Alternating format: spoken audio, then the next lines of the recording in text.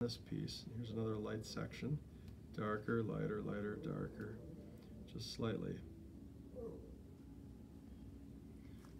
Okay. So to paint calm water, so if I have an island, and I'm just going to simply paint this island. We've got some interesting shapes and trees here coming out of the island, and maybe some dead snag or something out here. And it's calm. Here we have some rocks here. More rocks out this side. Okay. My reflection is going to be approximately the height of what this island, the trees are, unless the further back the trees are from the shoreline, the shorter their reflection gets out here. Does that make sense? Mm-hmm. So that's another thing to study. If it's a sloping, flat shoreline that goes way in and the trees are set way back, just the tops of the trees will show. It's short. But if the trees are close to the edge, they will be the full length all the way down. So we can approximately mirror that. I usually make it just slightly shorter because most often they're not right there. Like so. And then these will go pretty fast, so.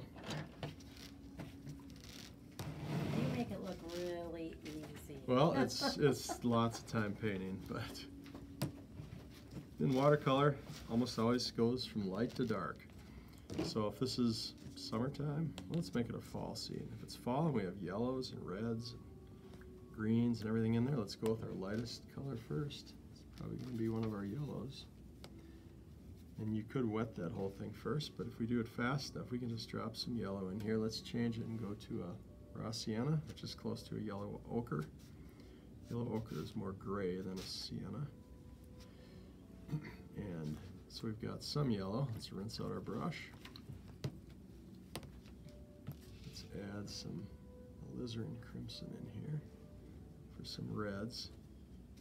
Just let them overlap and merge while it's still wet. And then so I'm going yellow, red, blue. It's the three primaries. Well, let's put some cobalt blue in there. Overlap some of that. So, our rocks out here, I'm leaving these shapes around the rocks. We can take some of the blue, cobalt or ultramarine, and add one of the greens. Raw umber functions, as a yellow, functions as a yellow, and we'll combine with the blue, look green. It's kind of a dull green. And just while it's wet, this white pine the pine's not white, that's the name of the species. Just push it right into the wet and let it kind of bleed in there and do its own thing, and it'll look like it's fitting in as a part of the woods. See what I mean? Like that. The difficulty with painting fall scenes is everything wants to be center stage. Everything's yelling, "Look at me." So you have to decide, what do you want as the center stage and what do you want as less, and then you have to back off. Like everything here is busy, it's loud. And let's darken some of this yellow, soften that so it gets brighter over here. How about a tree leaning out this way? Then we'll get to the reflection here in a second. I use this sponge to draw extra water out of my brush too, if I need. Let's try a little blue over the top of this as a hill back there, maybe. Something. Or if there's a distant piece of land there coming out of the side there, we could have an island out here that's in shadow. It's cloudy over there. See how that starts to work? The colors are so pretty. They just blend all together. Yes. So your reflection, light objects reflect darker, and dark objects reflect lighter. So in other words, the entire reflection is subdued compared to what's being reflected, compared to what's above ground. So let's start out with this.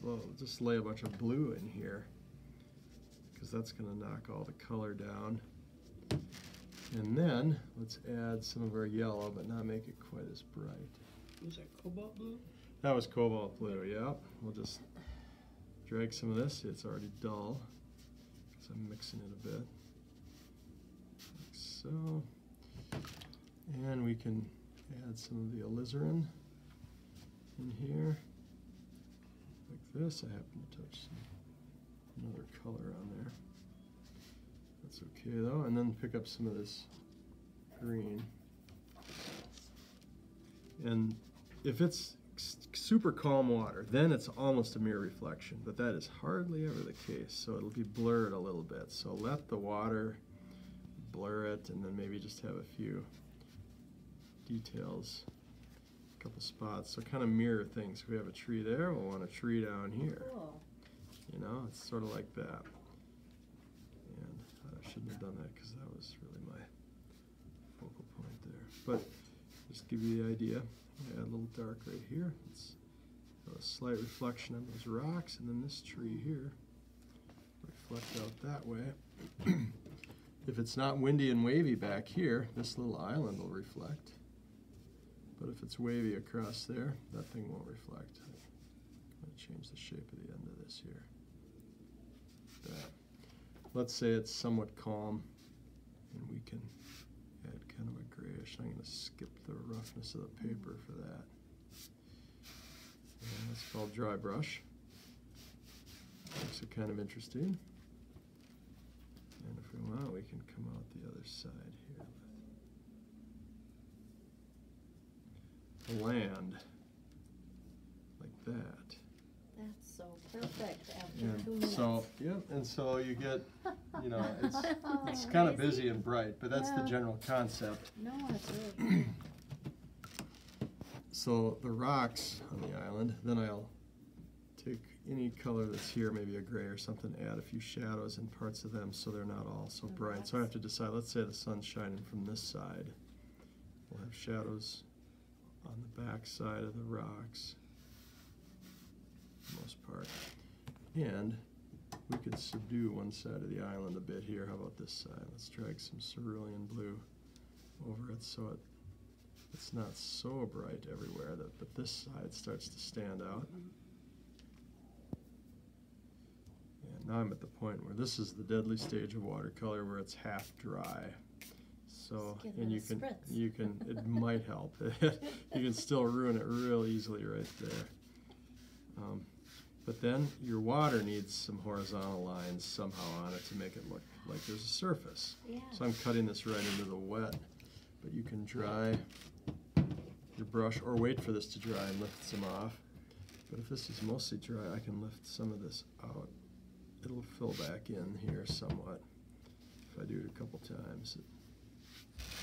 So, you know, and that gives you that illusion that you have a ripple across there. Wow. So that's kind of fun. And then if you've done this whole thing without much detail like I have, just a little bit of detail added in there, such as this dead tree sticking out of the side, kind of fools the eye into thinking that there's more detail than there actually is. So let's have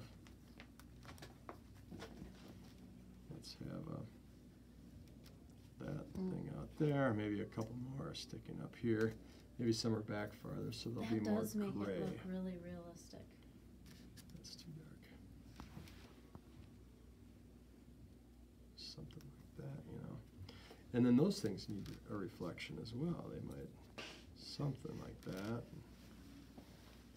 like so. So, and there's your fun little island. That's kind of it. That's crazy how easy that Yeah. you made